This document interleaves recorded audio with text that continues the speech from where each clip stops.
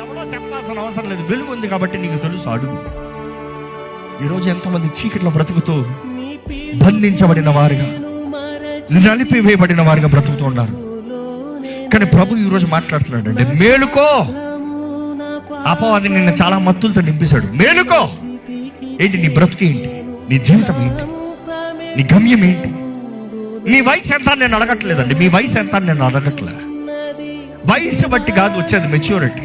జీవితంలో నిజంగా దేవుని ఎరుగుతం బట్టి కలిగేది మెచ్యూరిటీ. దేవునితో నడిచే వాడిని బట్టి కలిగి ఉంది మెచ్యూరిటీ.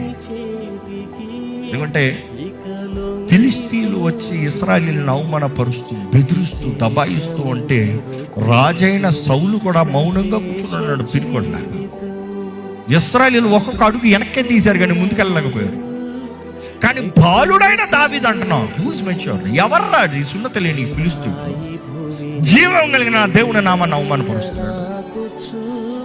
నిజంగా పరిశుద్ధాత్మ నింపుదల లేకుండా, శక్తి లేకుండా నీ జీవితంలో జయం అనేది లేదు.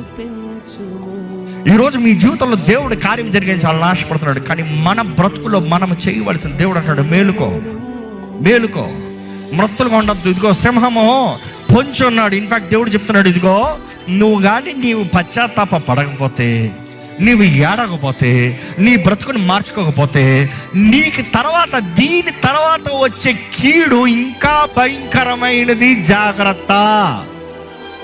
ఇది దేవుడు నాకు ఇచ్చిన హెచ్చరిక.